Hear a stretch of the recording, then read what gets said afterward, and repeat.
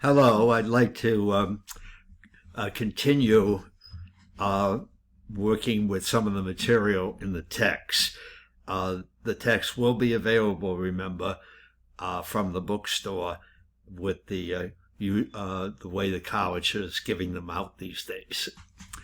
Now, the second chapter is the applications layer. This is the top layer.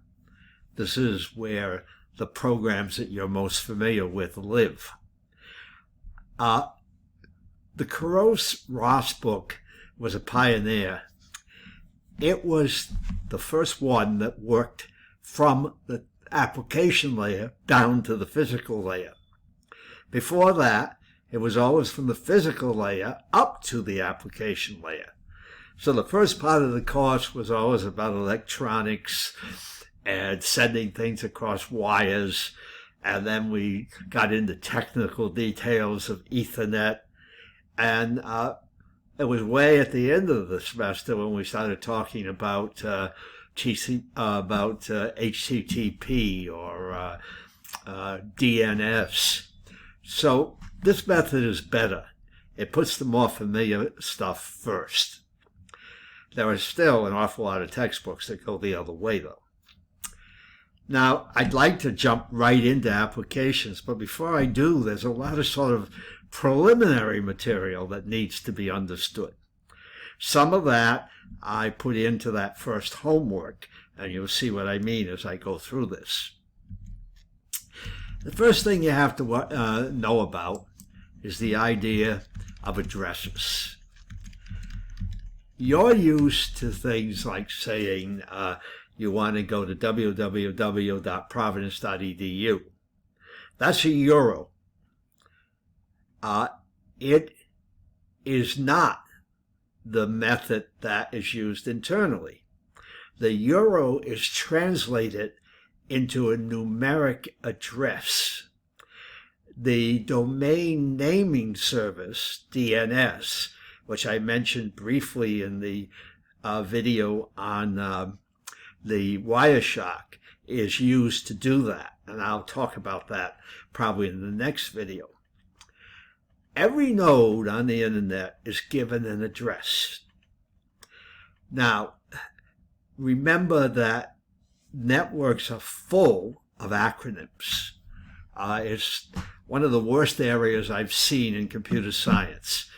There are hundreds of these acronyms floating around. You've seen IP and TCP so far, and you'll see many, many more. In this particular case, we get our addresses from an internet service provider, an ISP. My internet provider is Cox. The college has a different one. Now, where do they get their ISPs? Well, there are 5 groups that are sort of the registries for, that are sort of the assignment people that give these numbers to the ISPs. They are called the regional groups, and there's one for each of 5 areas. Here's a picture of it that I got from one of the websites. We're under RIN for North America, and you can see there's one for Latin America, Eurasia and the Middle East, Africa, and Asia Pacific. And they're just showing some of the things that are underneath there. Now, where do they get it? Well, they get it from a group called IANA, the Internet Assigned Numbers Authority. That group is part of a bigger group called ICON, the Internet Corporation for Names and Numbers. Well, not strangely, ICON is not a government organization. It is a private organization, actually in the United States.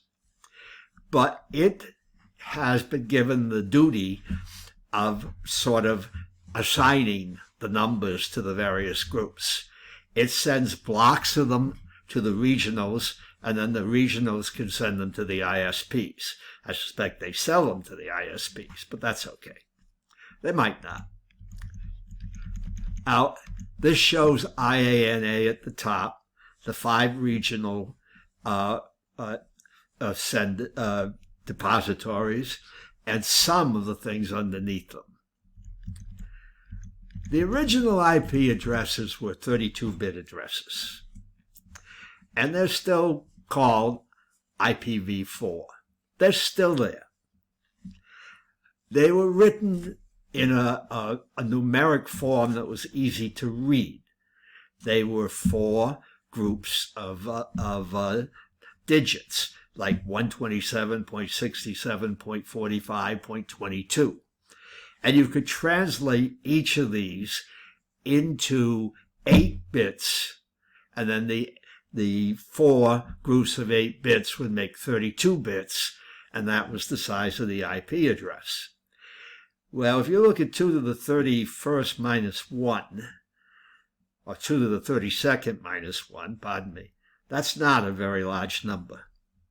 You may think so, but not with what's happening on the internet. These things started in 1983 or so. Already by the 1990s, they knew they were going to run out of them. So the new version was created. These are called the IPv6s, and they're 128 bits. If we run out, we're not going to run out of those in a long, long time, believe me. Somebody said, it might be apocryphal, that there's enough IPv6 addresses to address every molecule of the universe independently. I can't verify that, but that's what I heard. Now, these are funny looking. They are groups of digits again, separated by colons. And each of the digits is a 4-digit hexadecimal number. A 4-digit hexadecimal number is translated into a 16-bit binary number.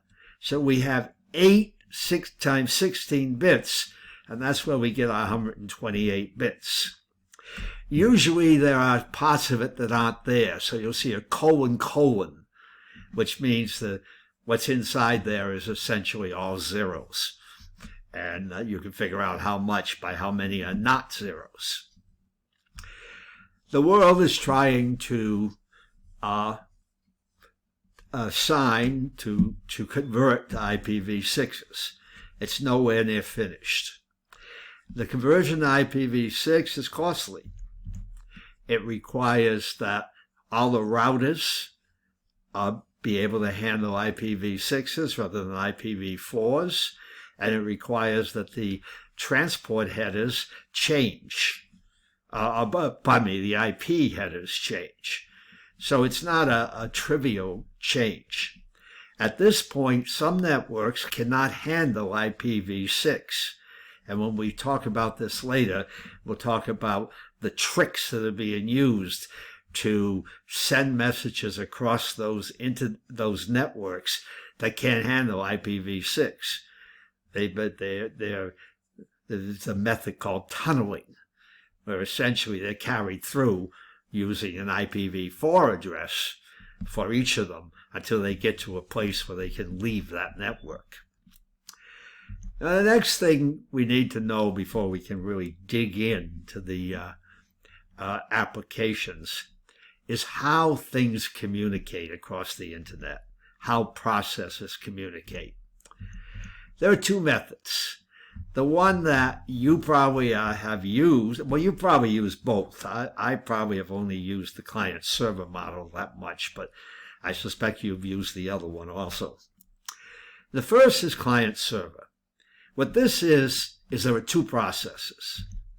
One is the user, and the other one serves the user. Email uses this method. So one process wants a server, that's the client. The other process provides the service, and the internet is used to connect them. So this is at the application layer. This isn't part of the actual internet. The best example is an email server. We have a process that monitors outside mail for us. When mail comes in for me or for you, it's stored. When I want to send out mail, I send it to that. My client sends it to that. When I go into email on my computer, I am activating and executing a client process. That client process requests my email from the server, and if I have anything to send, it'll send it to the server. That way I don't have to be on all the time. The server is always there to accept the email. That's a pretty common method. A lot of programs on the system use that method, probably most of them. The second method is one I think you're more familiar with than I am. It's called the peer-to-peer or P2P method. The reason I think you're more used to this is the one that's used to share music. And I don't share music that much. And I might say it's controversial. I'll mention why in a minute. Now, the problem goes like this. You want to download an album from some site. And you have the address, and you have a program that can run it. You want to run a program. If you use the client-server method, the server has to download the entire album to you. Now, if 10 people are doing that at one time, it's going to do it once for one user, then for the next user, then for the next user, and so on in sequence. But there's a resource being wasted. While you are having things download to you, you could upload things also. You could send parts of the album to somebody else.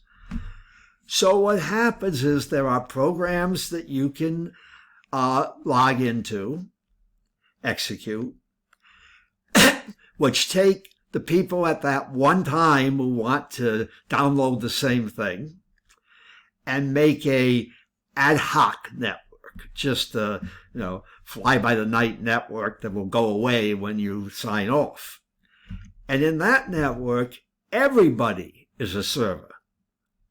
As you begin to get information from the place where it is at first, you can start sending some of that out to other people. So there's an overlap.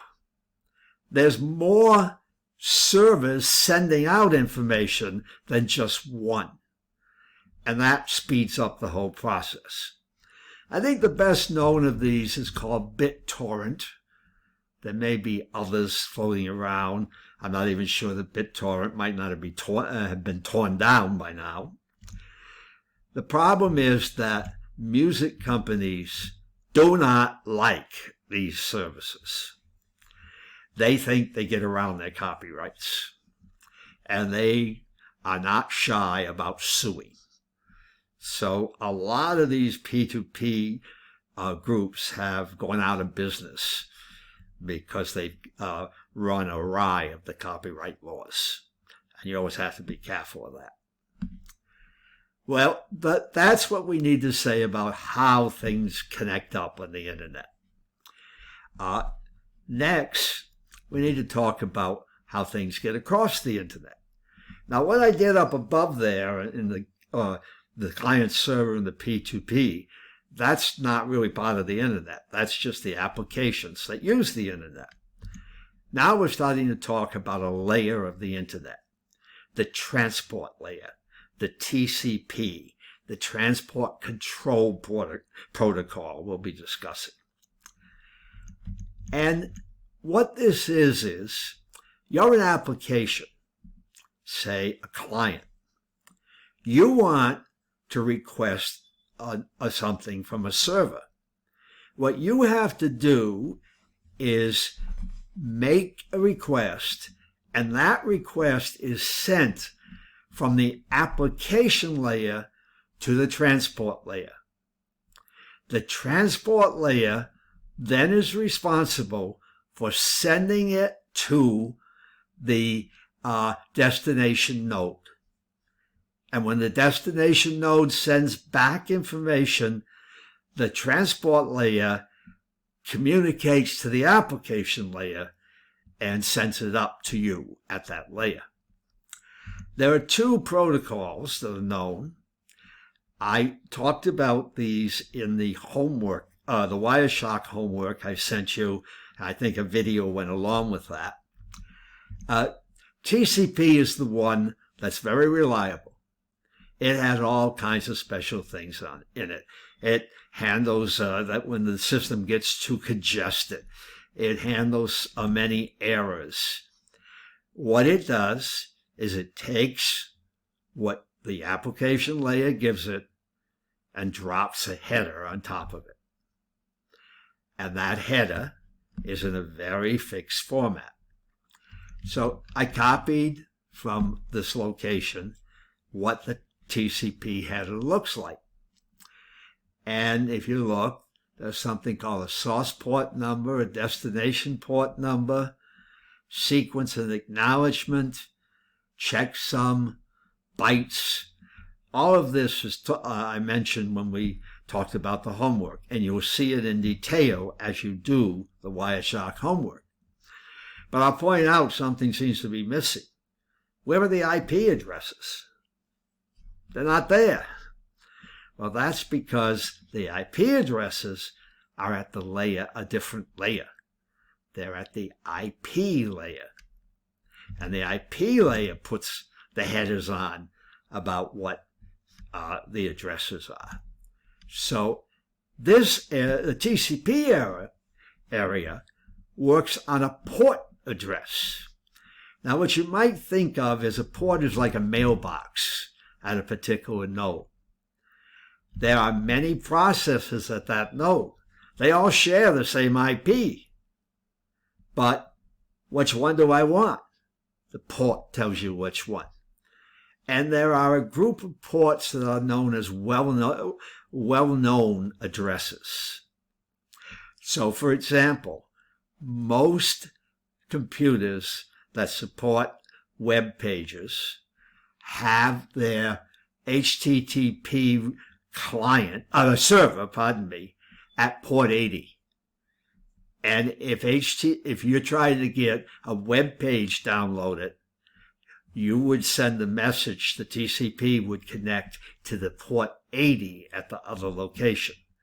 Now, we don't see that anymore in the Wireshark because we don't see the HTTP program. That is now encrypted, and it's down in a different area called the TLS. Up to, I think, even last year, you could see the HTTP easily, but I noticed that it's not as easy to get to anymore. We talked about the three-way handshake. You can take a look at that again. The second method I'm not saying too much about right now. It's the UDP. And the UDP's job is to just get it there. It ain't going to bother itself about making sure it's reliable. It'll try to get it there. If it does, good. If it doesn't, that's your problem. Maybe I'm being a little facetious, but the one reason for it is it's easier. It doesn't have to do as much. Now, there are groups that like the UDP. One is what's called the DNS, which is the Data Name Server. That's one of the things we'll be talking about in the next video.